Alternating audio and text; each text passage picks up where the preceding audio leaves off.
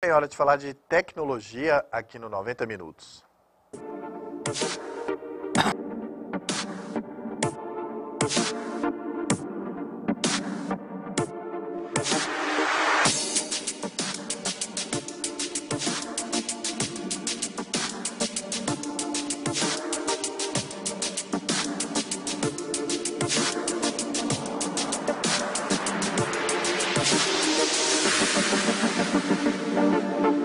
Caro Alex, Fernando, bom dia. Bom dia, Marcos. Bom dia a você que nos assiste. Marcos, vamos começar com a notícia da Microsoft com o Windows 10. Você tinha até indagado, que muita gente reclama, não é à toa, tem até a entidade de defesa do consumidor hoje reclamando da mesma coisa. A Microsoft parece empurrar o Windows 10 na marra nos usuários das versões do 7, 8, 8.1. E ela anunciou que a atualização gratuita, a promoção, acaba dia 29 do mês que vem, ou seja, menos de um mês agora. A partir de então, do dia 30 de julho para frente, se você quiser o Windows 10, ele é comprado. O povo não costuma pagar muito a licença, mas uma empresa, por exemplo, ela acaba tendo que desembolsar. Os valores não são baixos, a versão Home é R$ 470, é a Pro 810. E se você ainda tem interesse de usar o Windows 10, a hora de atualizar é agora. Ela teve um problema, por causa dessa história de forçar a barra, ela teve um problema com uma usuária nos Estados Unidos, na Califórnia. Uma usuária acabou instalando a atualização, segundo ela, sem querer, de tanto o negócio ficar forçando. Aparecendo lá. E reclamou que o computador era fraco, ela perdeu muita produtividade, ficou vários dias com o computador parado e por isso ela ingressou na justiça e ganhou uma indenização da Microsoft de $10 mil. Esse valor para a Microsoft não é nada, na verdade não vai chegar nem a aparecer num balanço dela de tão pouco que é. Agora, pelo sim, pelo não, pelo número de usuários que a Microsoft tem no mundo, vai que a moda pega. Pelo menos uns milhões de pessoas aí decidem entrar com uma ação, né? Ela correu e colocou uma opção lá agora, que existe a opção de você recusar a oferta em definitivo. Você fala para ele que não quero atualizar, acabou, ele não te perturba mais. E no Brasil a Proteste começou a reclamar da mesma coisa, em nome de todos os consumidores, que ela está forçando a barra. Ela nega, né, para variar. Mas entra aquele negócio que eu te falei, ela precisa fazer o pessoal sair do Windows 7, porque no final da história, o problema não está sendo o 8, o problema está sendo o Windows 7. E como ela tem a política de manter sempre as últimas duas versões, acontece que o pessoal não está aderindo ao 8 por falta do menu iniciar, e o Windows 10 ainda está devagar em relação ao 7, tem muita gente no 7. Tá? E aí hoje ela já não dá suporte mais para o 7. E a versão 10 seria interessante, na sua opinião, Alex? Olha, em matéria de atualização é sim. Porque se você utiliza um sistema operacional que já não tem muito suporte, não se corrige os bugs, aparece vírus novo todo dia. Por sinal, apareceu um novo agora que é até preocupante. Existe uma classe de vírus que foi criado há algum tempo, que ele volta àquela ideia de sequestrar a máquina do usuário. Você pega o vírus, ele vai lá, encripta seu disco e te manda uma mensagem. Se você quer seus dados de volta, você vai ter que pagar tanto. Paga em Bitcoin, por sinal. Ele te dá um endereço para você transferir o dinheiro, se você quiser os seus dados, aí ele te manda uma chave, você coloca lá e pega seus dados de volta. Esse tipo de vírus é conhecido como sequestrador e apareceu um outro agora com o nome de Jigsaw. O mesmo do filme dos Jogos Mortais, que ele faz melhor do que isso. Ele, além dele encriptar seu disco, te mandar uma mensagem, se você quer seus dados de volta, você paga. Aí, curiosamente, agora ele já tem até uma central de suporte. O vírus que central de suporte. Para ensinar você a recuperar seu dado. Como que você faz para pagar e ir lá pegar de volta. O mundo está chegando desse jeito agora. Ele faz muito pior do que isso, porque além de encriptar, ele ainda diz para você aqui, ó, porque pode ser que você tenha um backup dos dados, né?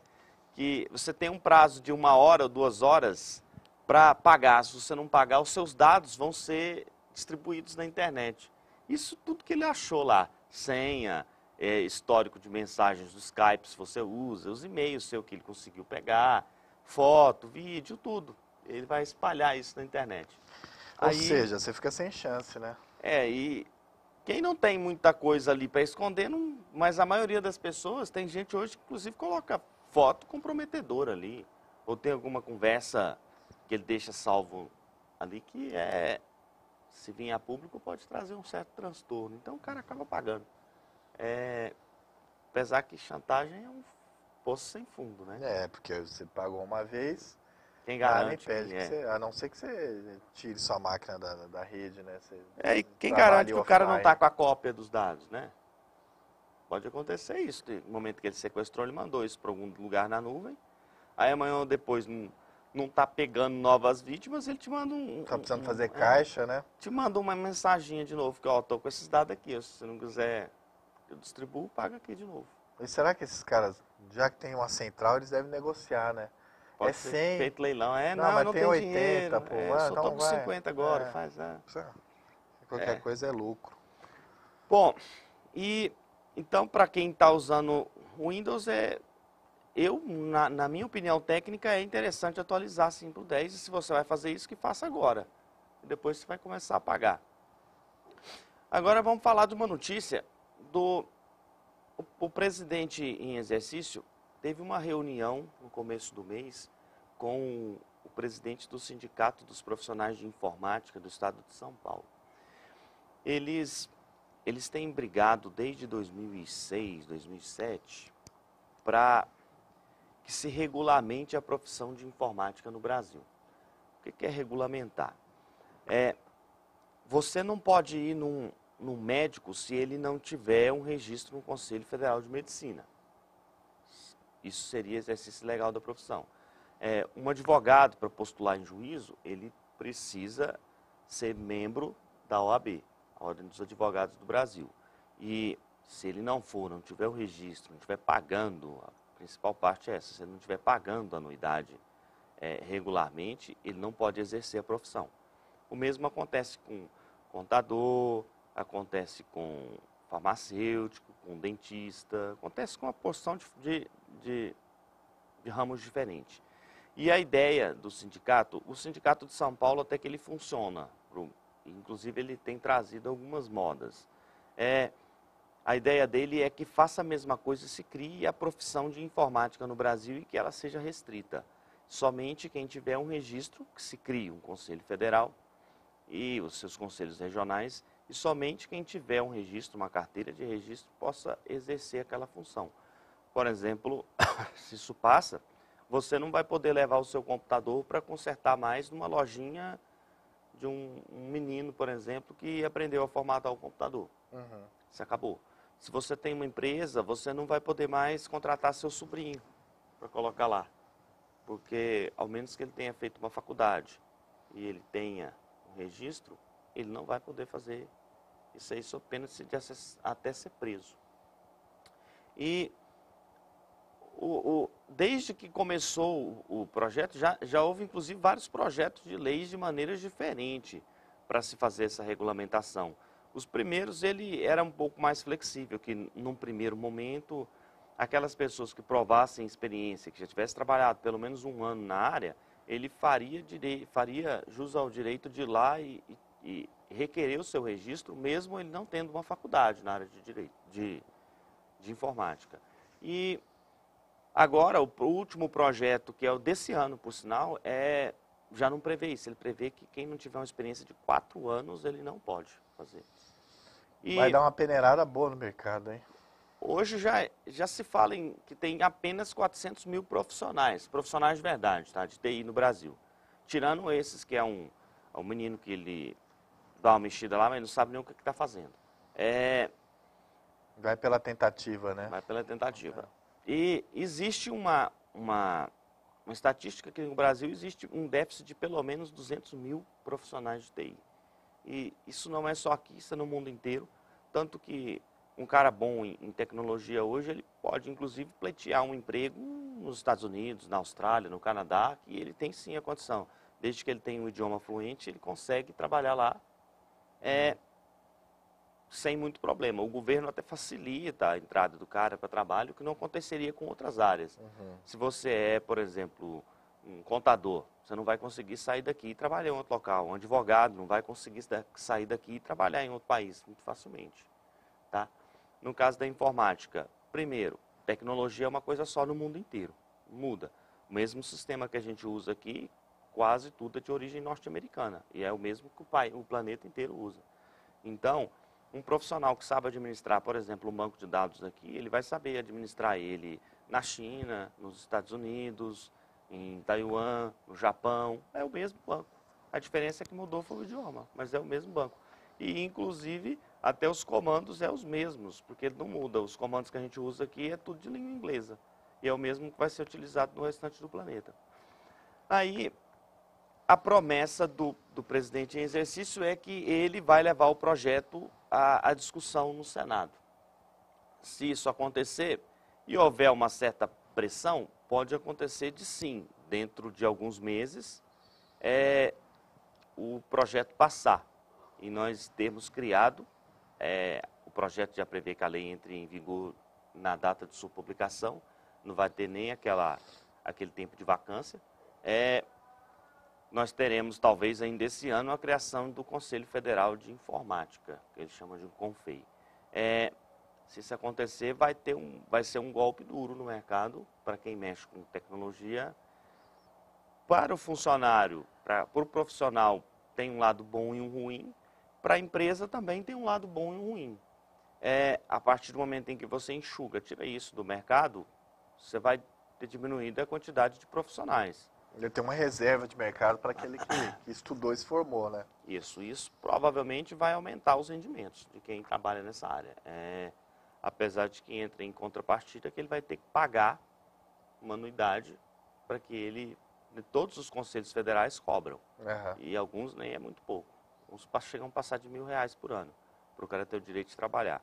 Aí o que muitos argumentam é exatamente isso, que a partir de então, o cara ele vai ter como se fosse um patrão invisível, que se ele não pagar para um presidente desse de um conselho, ele não fica proibido de trabalhar. Mas, por outro lado, provavelmente ele vai ter piso salarial no país inteiro. Hoje, salário de quem mexe com tecnologia no Brasil é o pior do mundo. Tá? Qualquer país do mundo paga melhor do que aqui. É uma coisa que chega a causar certa revolta nos profissionais, que às vezes um profissional de tecnologia, para ele se formar, ele precisa estudar uma quantidade de anos na faculdade, depois ele faz uma pós-graduação ou várias pós-graduação, e ele não vai parar de estudar nunca. Ele vai viver em constante estudo. Já outras áreas, como contabilidade, por exemplo, odontologia, normalmente ele estuda a faculdade dele, e aí de vez em quando ele participa de um seminário, uma coisinha assim, pronto, ele está mais ou menos desatualizado. O corpo humano não muda todo dia. No caso da medicina, tem algumas áreas específicas que elas vão evoluindo, então o médico tem que ir evoluindo junto. Contabilidade nunca mudou. É a mesma contabilidade que a gente tem hoje, é a que existia lá na Grécia Antiga. Basicamente, os livros são os mesmos. Aí, o que muda, basicamente, é a parte tecnológica que está em cima. Porque hoje, se você analisar com calma, você vai ver que a tecnologia ela está presente em todas as áreas. Todas. Recentemente, até uma pizzaria nos Estados Unidos anunciou que está usando um robô como pizzaiolo, controlado por um computador. Então, se você analisar hoje, a tecnologia ela está em todas as áreas, inclusive ela está na área de contabilidade, ela está ajudando a medicina, ajudando a parte de aeroviária, está ajudando tudo. Então, o que praticamente muda a atualização que o profissional tem que fazer é nisso. E um profissional de TI, ele não se dá ao luxo de se ele parar de estudar por um ano, ele está ultrapassado. Está fora do mercado. Está fora do mercado. E aí ele vai pegar um edital de um concurso público, está lá, tantas vagas para um cara mexer, um administrador de banco de dados. Aí oferece para ele 4.000 de salário. A formação hoje, para o cara aprender a mexer com um banco de dados, só um banco de dados em específico, ele vai ter que gastar 10, 15, 20 mil. Então, isso desestimula o cara, eles fizeram uma certa revolta. É por isso que o pessoal quer tanto regulamentação de uma área dessa, apesar de que ainda tem muita gente que é contra, pelo simples fato que no final você vai ter que pagar para trabalhar, tá? Vamos esperar os próximos capítulos para ver o que dá. Muito bem. E com isso a gente conclui então sua participação, Alex. Muito obrigado. Obrigado, Marcos. Obrigado. Encerramos então o 90 Minutos de hoje. Hoje, a partir das 5 da tarde, você tem o Orisvaldo Pires e o Lucivan Machado na apresentação do Jornal dos 5. Eu volto amanhã, a partir das 8 horas. Um grande abraço, até lá.